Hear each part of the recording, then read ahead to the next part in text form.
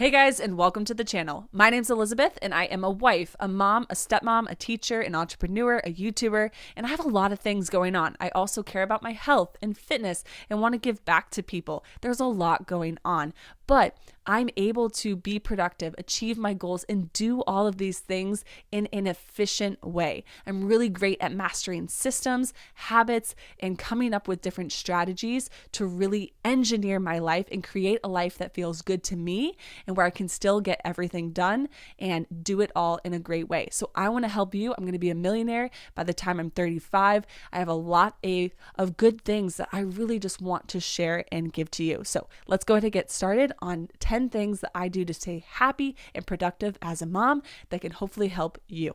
One of the first things that I've done is food. I made it so simple. I found a way to eat that feels good to me, and I found meals that I enjoy, meals that energize me, meals that help me with my health and that make me feel good. So I'm not spending hours in the kitchen. I'm not spending hours grocery shopping. I'm not spending hours trying to figure out what to make. And if that is something that you enjoy, spend the time there. But for me, it's something I don't want to spend a lot of time doing, and I don't want to spend a lot of time thinking about. And so it's just like with Mark Zuckerberg or some of these people who have the same wardrobe or something to that nature where they reduce their decision fatigue.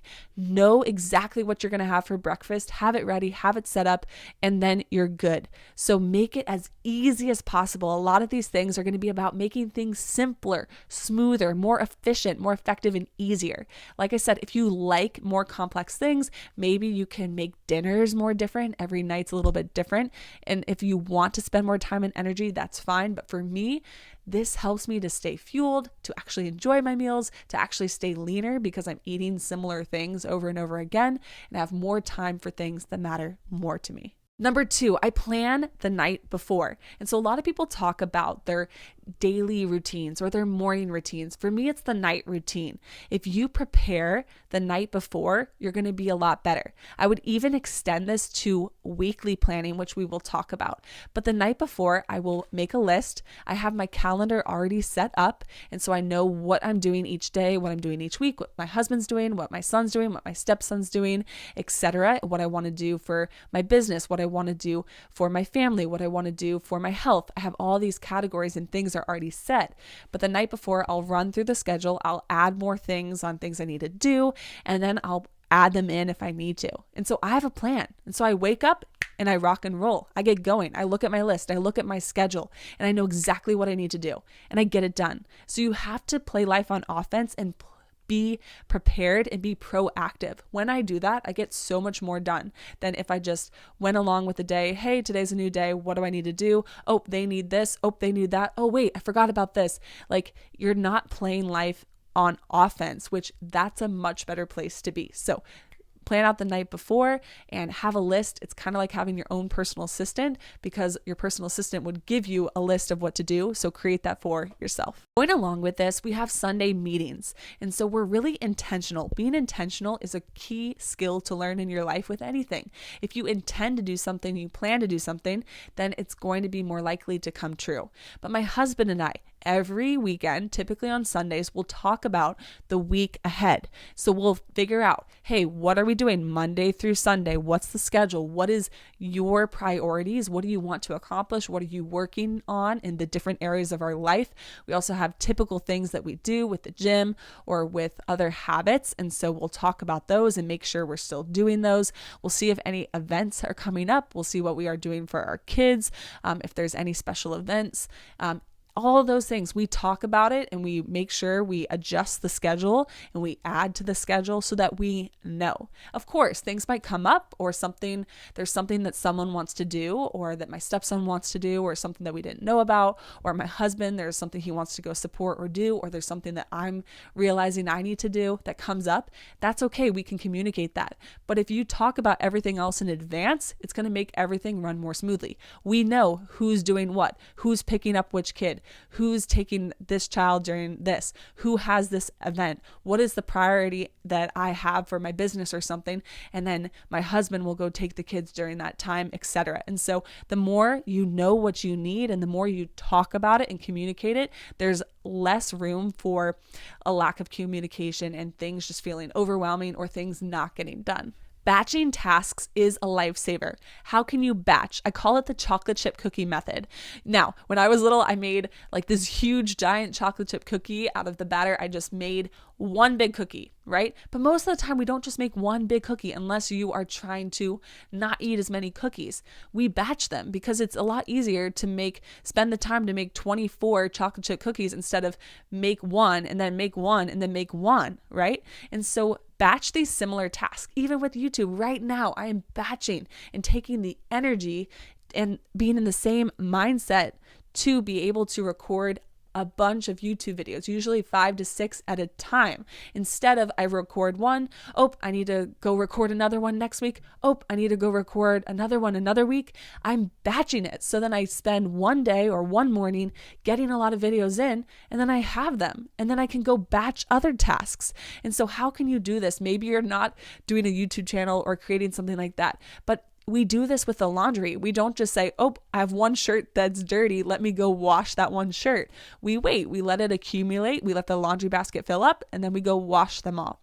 We do that with the dishes typically as well. And so where are areas where you can batch certain things? You can batch them all together instead of like just doing these single tasks over and over. Where are the single tasks in your life that you could batch to make it more efficient for you? This is not only helpful for being more efficient, but it can help you feel better because Sarah Blakely, the billionaire founder of Spanx, said she had so many roles and so many jobs and so many different things. And so she was like going through a day doing marketing, and then she was helping her kids, and then she was working on product design, and like her mind was all over the place. And so she specialized, hey, today I'm focusing on marketing.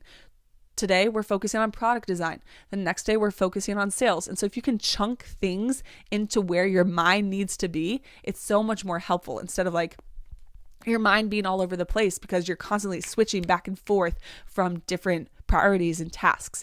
And so spend that time, like even with your kids, spend that time focusing with your kids for an hour, 2 hours, and then you can move on to something else. But give that specialized time and energy instead of being in that 1 or 2 hours you're spending time with your kids. You're trying to read this thing, you're trying to do that. Like it's too much.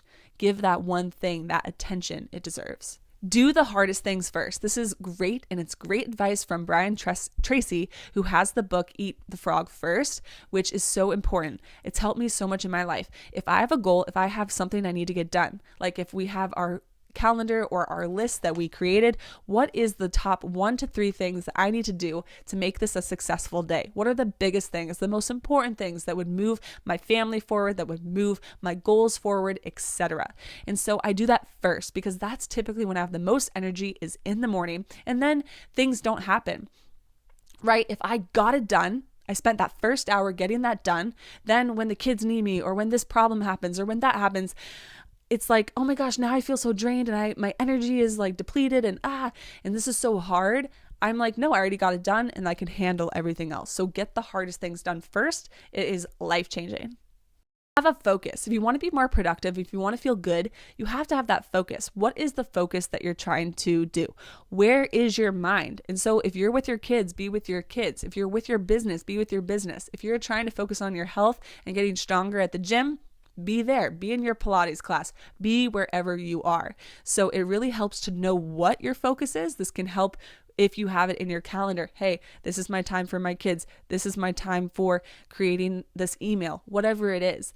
Be in that focus and know what your focus is. Can also be helpful so that you're not just aimlessly going around. If you know what you value, if you know what you want, you're going to spend more time on that. Sometimes when I don't know what I'm doing or I don't have a goal, it's not as fun and I feel more depleted. So it's actually more helpful when you have specific tasks to do. Kids like this too. It's good to have independent play, and that's actually having something specific to focus on. My son loves construction and digging and things of that nature. And so that's his focus. But a lot of kids, if they don't know what to do, or it's like, you can do whatever you want, they're just sit there and it's like, this is boring, right? So having a specific task, like, hey, I'm going to work on this specific project. Hey, I'm going to work on serving this person in this area. Hey, I'm going to go work on addition with little Johnny. Whatever it is, have a focus. Number 7, learn to say no. I learned this from my mentor, Dan Martell. He said a no is a yes and a yes is a no. And this can be really hard to actually put into practice. But the more you say no to things that aren't going to help you in your life, or your main priorities, like with your kids or with your business or with your health or with your job, whatever you're doing, or the things that fill your cup up, if you're saying no to the things that don't help you with that, then you're saying yes to all the things you truly care about. And so this is really important. It can be hard. You can disappoint people. Like, I know I don't want people to think I'm a bad person or a mean person or rude, or that I don't have time for them or things like that. But at some point, like, you always have to go back to yourself. And this is just my personal opinion, and maybe that doesn't work for you. And trust me, we still serve people and help people, but we have to always go back to the core unit. Go back, make sure you're okay, make sure your kids are okay, make sure you and your spouse are okay. And then if you can expand beyond that, that's great. But a lot of times people are just saying yes to anyone and yes to anything. And you have to really think about, what is your focus even just in this season of life? Like, maybe the focus is more on a specific person in this season of life. Maybe this focus is more on adventure and travel in this season of life. Maybe it is. Maybe it is you're focused on business right now. Maybe you're focused on your kids right now because they're young and they need you more. And so you have to be willing to say no so that you can say yes to what you really want. You also don't have to have an explanation. You can literally just say no. If you want to, you can say why, and you can tell them like what you're focused on, and or whatever, especially depending on the person and if you really value the relationship with them, or you appreciate that they thought of you, etc. But so you don't have to be rude, but I think a lot of people are so worried about being rude or what other people will think of them that they don't do what's best for them and their family. I just want to give one example of this. Like, think about it. Think about, like, people can need you or they're asking, but you're already so overwhelmed. You already have a lot going on. Your calendar is so booked up. You really don't have the time. You are doing an amazing job at work. You're doing an amazing job with whatever side hustle you're doing. You're getting to the gym. You're taking your kids to the activities. You're spending quality time with them. You're cooking. You're whatever. You're doing all this stuff. You're learning. You're growing in personal development. And then people ask you to do something, but you've already done something for all these other people, and you're still serving, and your business is actually impacting people. But then you go do the thing and it drains you. It takes everyone out of their normal routine. It takes everyone out, and then you're drained. You don't have the energy. You took away time from the things you need to do. So then you have to go take more time to do that. But then you're not neglecting your kids, and then your relationship isn't as strong. You haven't had date night. Like, it just is a ripple effect. So you really have to know that what your choices are matter, and you have to be really specific. So I encourage you, if it's hard to say no, question, is it worth what it's saying yes is going to do to your life and to your core family, which I always think, to me, that matters the most in my life. Going along with this, knowing what you value and what you prioritize. You have to know your values. And so I encourage you, if you haven't really thought about it, what do you value? Is it your family? Is it your health? Is it service? Like, is it adventure? What are those things? And then you can design your life in accordance to those values so it feels good for you. Everyone and every person in this world is going to value different things, and that's okay. But know what you value and then design your life around that. What are you allowing? With anything, your choices, your decisions, you're allowing certain things. And so if you're allowing yourself to be distracted, if you're allowing yourself to say yes to everything, if you're allowing yourself to not have a focus and to not prepare and not to plan, then you're going to have to pay the consequences. And so you have more control, and you can design your life. You can. And you might think that society said, well, I have to do this, or to be a good mom, I have to be this, or my business, like, if I focus on my business, then blah, blah, blah, blah, blah. Like, whatever it is, you just have to go back and say that you're making a choice. And so what choice do you want to make, and what really feels good to you? You know it. You know it deep in your soul. And so don't be afraid to actually do it. I know it's hard, and for some people it is harder than others, but make the time for yourself. And don't just make the time to do something random. And maybe make sure it's something that actually will help you. So I make the time to exercise. I make the time to fill my cup, and I know what are things that I can do. And I've identified, if I do these things, I'm going to feel better. I'm going to be a better mom. I'm going to be a better teacher. I'm going to be a better entrepreneur. I'm going to be better at providing content, whatever, all these things. I'm going to be better. And so take that time for yourself. It's so critical. Give yourself oxygen. Like, if you don't have that time for yourself for that 1 minute, or at least one thing that fills your cup, you're going to be so drained. You're going to have nothing to give from. And so some people have different opinions on this, and they think that you have to spend every second with your kids, or you have to do like sacrifice your whole life and blah blah blah blah blah. But for me, I think there's more balance and opportunity for balance there. And I think a lot of people, or people who have that perspective, they actually are doing a disservice because they're not showing up well. And maybe you're able to give everything and never give anything to yourself, and that works for you, and that's amazing. I'd love to learn from you. But for me, I have to give stuff to myself. I have to. It's more fulfilling. That makes you happier, right? It's not just being productive or doing everything. It's also enjoyment. We want to have both, right? And you can. Wealthy people, successful people, happy people, they know they can have both. Also, highly believe in partnership. Partner with people, whether it's your spouse. Like, my husband is incredible. He does so much for myself, for my family, for the community, for his, like, he does so much. He's incredible. And so I'm so grateful, and I acknowledge that. I also have family around. My parents, his parents, like, that's amazing. That's a blessing. My mom's from California. My dad's from Wisconsin. They met in San Francisco and moved out to North Carolina, and then they moved to Virginia, and then they didn't have family around, and they lived in an amazing neighborhood, and all of the neighbors, they didn't have family either. And so they became their family, and they looked out for each other, which is awesome. So do that. Find friends, find people that you can pay, right? Like babysitters. I was a babysitter back in the day.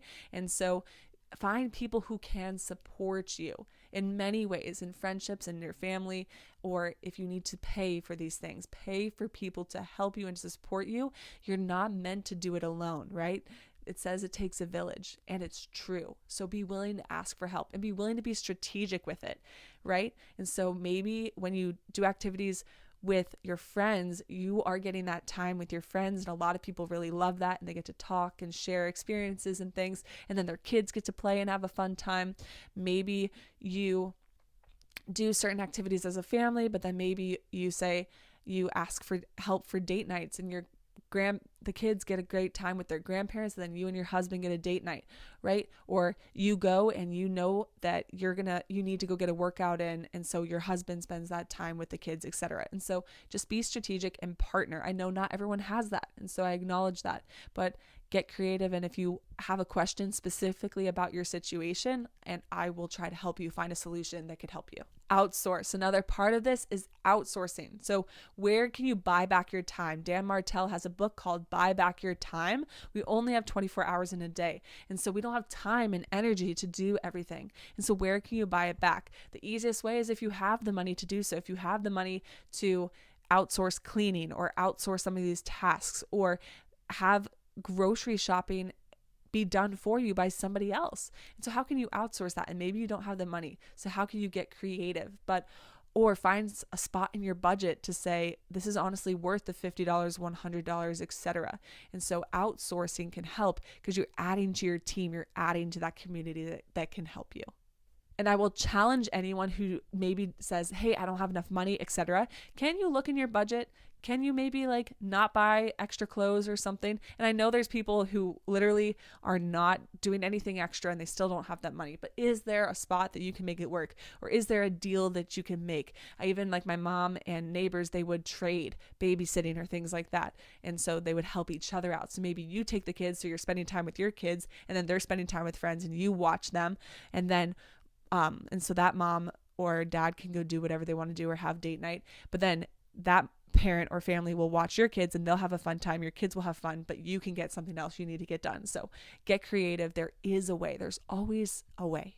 Another way that I've stayed happy and productive as a mom and a teacher and all these things, is emotional intelligence. I've worked on this. I've really worked on my self-awareness. I've worked on social skills. I've worked on empathy. All of these things are critical, because it will help you when you're doing so much. If you understand yourself, if you understand your own emotions, if you understand the emotions of others, it's going to make things so much easier.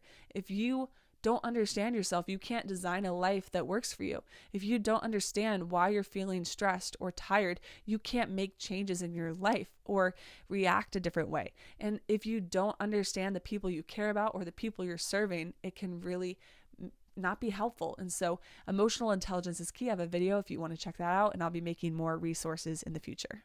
Give grace, give yourself grace, compassion, understanding, be empathetic towards yourself, and know that you're doing a lot. and acknowledge that, right? And so you can acknowledge that and say, hey, I'm doing really good, and find when you are in a rhythm, like really be self-aware and do an assessment and ask yourself, why is it working? Why am I feeling joyous right now? Why am I feeling so over the moon? Why am I feeling so confident and happy and content?